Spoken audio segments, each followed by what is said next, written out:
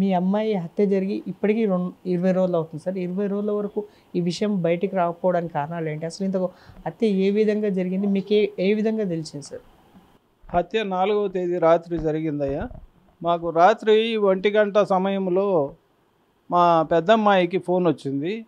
ఆ ఫోన్ ఆమె తెలుసుకొని మా పెద్ద కుమారుడికి చెప్పారు. చెబితే మా పెద్దబ్బాయి నేను మా మిసెస్ వాళ్ళు పేషెంట్లము.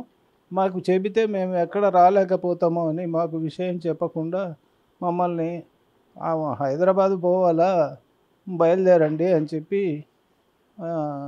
మధుకి ఏదో సీరియస్గా ఉందంట అని మాకు చెప్పకుండా మమ్మల్ని తీసుకొని మా అబ్బాయి కారులో బయలుదేరి హైదరాబాద్కు మరుసటి రోజు అంటే 5వ తేదీ ఉదయానికి ఇక్కడికి బాచిపల్లె పోలీస్ స్టేషన్కి వచ్చామయ్యా. వచ్చి అక్కడ వాళ్ళు కంప్లైంట్ రాయించుకున్నారు. కంప్లైంట్ రాసి సంతకం పెట్టి తర్వాత గాంధీ హాస్పిటల్లో ఉంది మీ అమ్మాయి అని చెప్పారు వాళ్ళు. సరే గాంధీ హాస్పిటల్కి పోవాలని అక్కడికి పోతే వాళ్ళు పోస్ట్ మార్టం అయిపోయిన తర్వాత రాత్రి సుమారుగా 8 గంటల సమయంలో మా అమ్మాయిని అప్పగించారు. అంటే మీకు అంతవరకు తను హత్య చేయబడ్డదని చెప్పే విషయం మీకు అసలు తెలీదా? మాకు ఎలా తెలుస్తుందయ్యా? ఇక్కడికి పోలీసులు వచ్చారంట. పోలీసులు వచ్చి వాళ్ళు చందానగర్ పోలీసులు మా పెద్ద అమ్మాయికి ఫోన్ చేశారట. ఆ ఫోన్ చేసిన కాల్ తీసుకొని ఆ అమ్మాయి తెలిసిన అబ్బాయి భాష అని ఉంటే ఆ అబ్బాయికి ఫోన్ చేసి ఇట్లా జరిగిందంట భాష, అక్కడికి పోనాయన అని అంటే ఆ అబ్బాయి అక్కడికి పోయి ఆ అబ్బాయి అప్పటికి పోలీసులు వచ్చి ఉండారంట. అక్కడికి అపార్ట్మెంట్ వాళ్ళు తలుపులు పగలగొట్టి తీశారంట. పోలీసులు వచ్చి చూస్తున్నారంట. ఈ అబ్బాయి భాష వచ్చాడు అక్కడికి.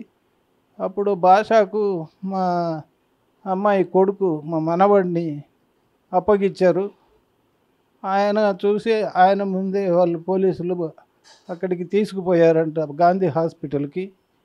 మేము వచ్చేటప్పటికి ఆ అమ్మాయిని హాస్పిటల్లో పెట్టుకున్నారు. మాకు ఈ విషయాన్ని 1:30 ఆ సమయంలో తెలియపరిచినారు ఫోన్ ద్వారా. తెల్లవారితే 5వ తారీఖు అలాగా 5వ తేదీ ఉదయం 9:30, 10 గంటలకు మేము స్టేషన్కు చేరుకున్నాము. చేరుకొని కంప్లైంట్ రాయమంటే నేను రాయలేకపోయానయ్యా. ఎందుకంటే నేను అప్పటికే ఏడుస్తూ కళ్ళ నీళ్ళల్లో నన్ను కంప్లైంట్ రాయలేని పరిస్థితిలో ఉన్నాను. విషయాలు చెబుతానని చెప్పి నేను చెబుతున్నాను. అన్ని విషయాలు మాకు తెలుసు అన్నారు వాళ్ళు. అతన్ని అరెస్ట్ చేశాము, ఇక్కడే ఉన్నాడు, చెప్పాడు ఆయన, అన్ని విషయాలు తెలుసు, మీ పేరు, మీకు ఎంతమంది సంతానము, ఆ విషయాలు చెప్పు అని అన్నారు. నా పేరు చెప్పి నాకు 4 సంతానం అని చెప్పి మా కుటుంబ వివరాలన్నీ చెప్పాను వాళ్ళకు. చెప్పిన తర్వాత అవతలి వాళ్ళ వివరాలు కూడా చెబుతాను, ఆ అబ్బాయి అమ్మ నాన్న వాళ్ళ పేర్లు చెబుతానని చెప్పి అంటే అవన్నీ మాకు తెలుసు అన్నారు పోలీసులు. సరే తెలిసి ఉంటే తెలియని అట్నే వాళ్ళ అమ్మ నాన్న ప్రమేయం కూడా ఉంది అని చెప్పి నేను చెప్పాను. చెబితే సరే రాస్తామన్నారు. కంప్లైంట్లో వాళ్ళ అమ్మ నాన్న ప్రమేయం ఉంది అని రాయలేదు. ఆ తర్వాత ఎంతసేపటికి దాదాపు ఒక గంట సేపటికి కంప్లైంట్ రాయడం పూర్తి చేశారు. చేసి చదువుకొని సంతకం పెట్టమన్నారు. చదువుకోవడానికి నా కళ్ళ నీళ్ళతో చదువుకోలేకపోయాను. సరే కాగితము మీకు ఒక కాపీ ఇస్తాము, తర్వాత చదువుకోండి, ముందు సంతకం పెట్టమన్నారు. అలాగే పెట్టాను సంతకం పెట్టిన తర్వాత మేము మా అమ్మాయిని తీసుకోవడానికి పోయాము.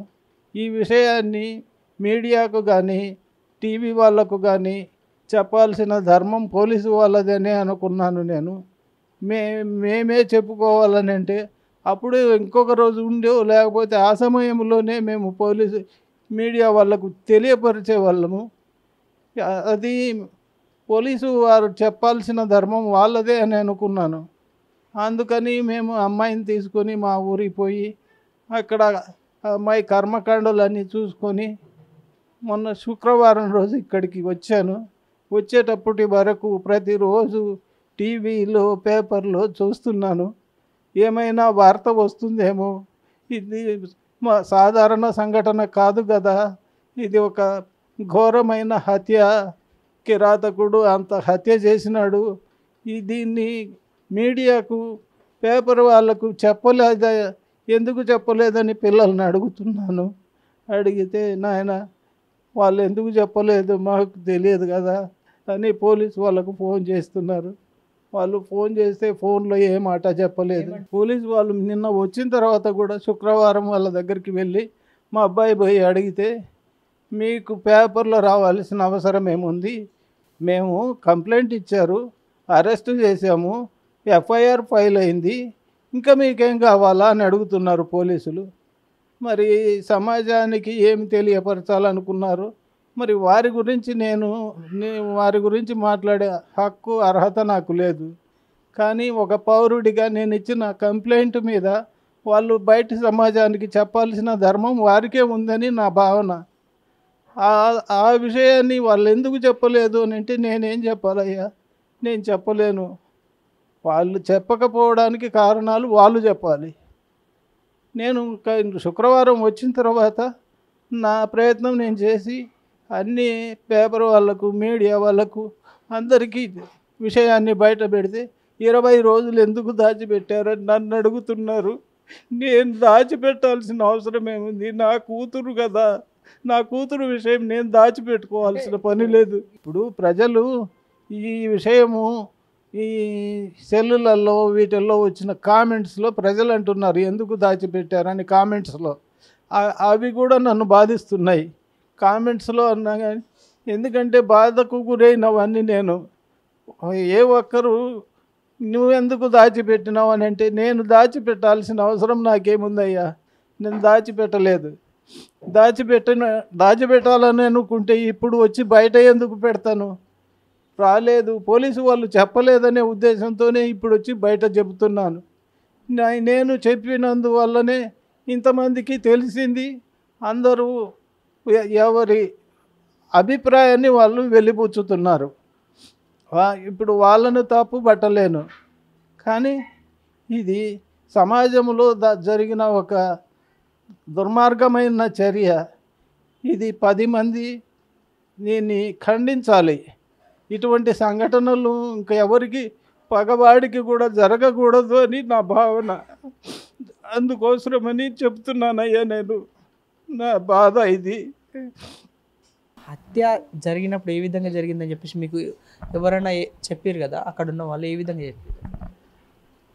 పోలీసులే చెప్పారు. హత్య ఆయన తన భార్యను తనే హత్య చేశానని ఒప్పుకున్నాడు.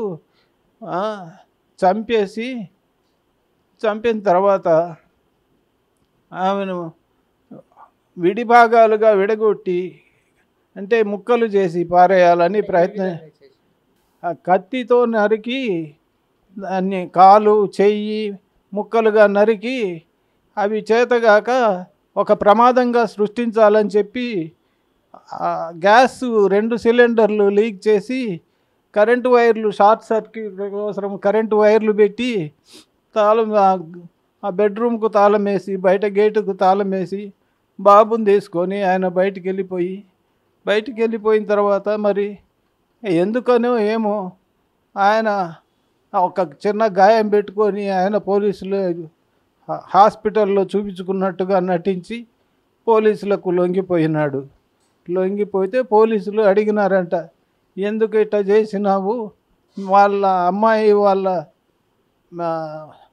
తోబుట్టువులు, అన్నగారు, తల్లిదండ్రులు వాళ్ళల్లో ఎవరో ఒకరి పేరు, ఫోన్ నెంబర్ చెప్పు అని అంటే మా పెద్దమ్మాయి నెంబర్ చెప్పాడంట.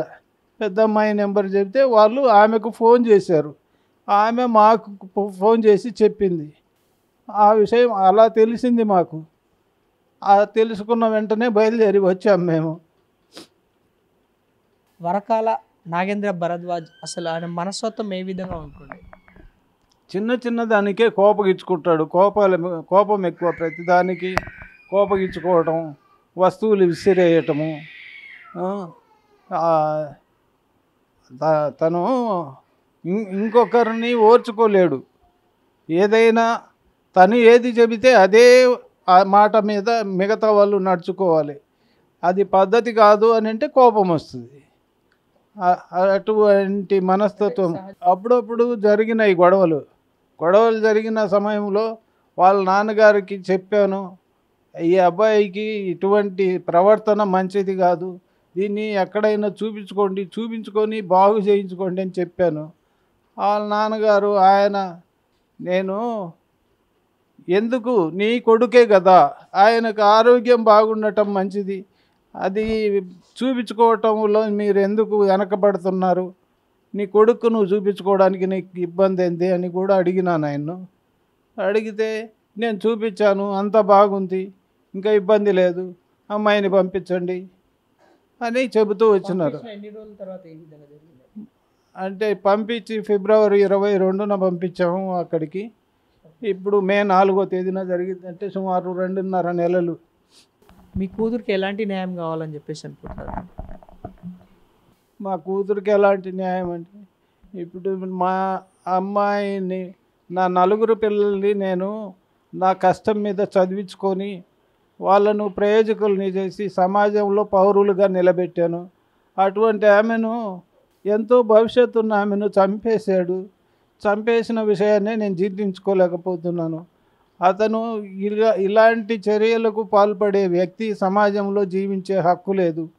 అతన్ని ఎవరికి వీలైతే వాళ్ళు అతనికి ఎంత శిక్ష విధించాలో, ఉరి శిక్ష విధిస్తారా, ఇంకొకటి విధిస్తారా అనేది నేను నా చేతిలో లేదయ్యా నేను చెప్పడానికి. కోర్టు వారు ఏ శిక్ష విధిస్తారో అతనికి విధించి అతన్ని సమాజంలోకి రాకుండా చేయండి. అతను బయటికి వస్తే మా కుటుంబానికి, మాకు ప్రమాదం ఉందని భయపడుతున్నాం మేము. ఆ విధంగా బయటికి వదలవద్దు. తర్వాత వాళ్ళ ఆస్తిపాస్తులు ఏవైతే ఉన్నాయో ఆ ఆస్తులకు ఈ అబ్బాయి ఒక్కడే వారసుడు, మా మనవడు. ఆయనకు చెందే విధంగా ప్రయత్నాలు చేయండి. ఆయన చదువు, సంస్కారం, మంచి చెడ్డ అని ఆయన రేపు ఒక పౌరుడిగా నిలబెట్టాలి అని అంటే ఇంకొక 20 సంవత్సరాలు నేను కష్టపడాలి. భగవంతుడు నాకు ఆయుష్ ఇస్తే అంతవరకు నా ప్రయత్నం మీద మళ్ళా నా కూతుర్ని ఎలా అయితే ఒక ప్రయోజకురాలిగా నిలబెట్టానో అలా నిలబెట్టేందుకు నేను ప్రయత్నం చేస్తాను. ఆ విధంగా మీరు మాకు సహాయం చేయండి. ఆయనకు ఎంత శిక్ష వీలైతే అంత శిక్ష. నా కోరిక ఏమంటే అటువంటి వాళ్ళు జీవించకూడదు. ఉరిశిక్ష వేయండి. మీకు అవకాశం ఉంటే ఎన్కౌంటర్ చేయండి. మాకు అదే కావాలి. అతను జీవించే హక్కు లేదు. ఇంత దారుణమైన ఘటన చేసిన వ్యక్తి సమాజంలో జీవించకూడదు. జీవించే అర్హత ఉన్న వాళ్ళు ఎవరైనా ఇటువంటి దారుణమైన పనులు చేయకూడదు. సమాజాన్ని గౌరవించాలి, సమాజాన్ని దృష్టిలో పెట్టుకోవాలి. మన ఇంట్లో మన తిండి మనం తిన్నా కానీ సమాజంలో ఉన్నామనే సామాజిక స్పృహను మరిచిపోకూడదు ఏ వ్యక్తి కూడా. దాన్ని దృష్టిలో పెట్టుకొని మనం జీవన విధానం కొనసాగించాలి. దాన్ని మరిచిపోయిన వ్యక్తిగా అతన్ని అంతమొందించే ప్రయత్నం చేయండి. కోర్టు వారు కానీ, పోలీసు వారు కానీ ఎవరైనా చేయండి. అయ్యా మీరు చేయండి అని చెప్పి నేను అడిగేదానికి ఎలాగా? నా కోరిక అది.